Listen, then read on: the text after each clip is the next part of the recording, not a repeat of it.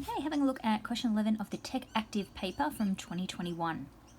So we've got a function here where we've got e to the x sine x between 0 and 2 pi, and we want to state the exact values of the x-intercept of the graph. Now, if this hadn't said exact values, I would have suggested that you put that into your calculator and have a look at the intercepts there. So having a look at that, we can see that we have the one at 0, then we can see we've got one here about 3.14, and then we've got another one here at about 6.28.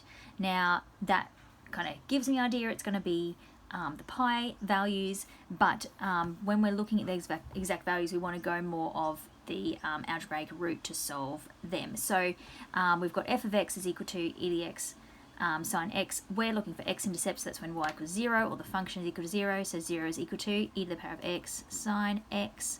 So we can use our null factor law. So either e to the x is equal to 0 or sine x is equal to 0. Now we know that e to the power of x cannot equal 0, so that's not an option, but we've got our sine x equals 0, and we know that that is going to be equal to 0 at 0, pi, and 2 pi, which we can see on the graph as well.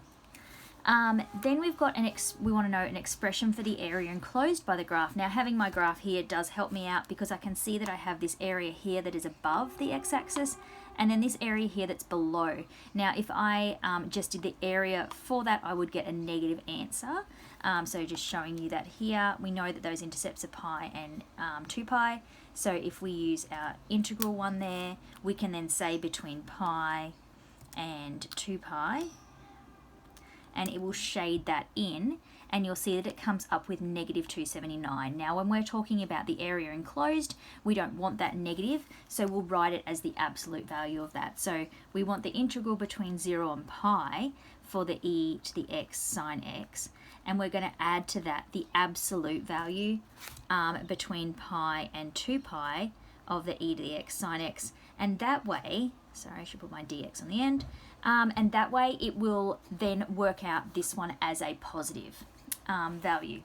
So then in part C, we are determining the area enclosed. Now obviously I've already found one part of it, so I can that's one of the ones that I'm going to add. So I'm going to add the 279, I'm going to treat it as a positive. It does say to the nearest unit, square unit, so I'll round that to 279. I'll then do the other side of it, so between 0 and pi, and that gives me 12.07. So if I add my 12, because I'm rounding to a whole number, so my 12 plus my 279, that's going to give me 291 square units for that.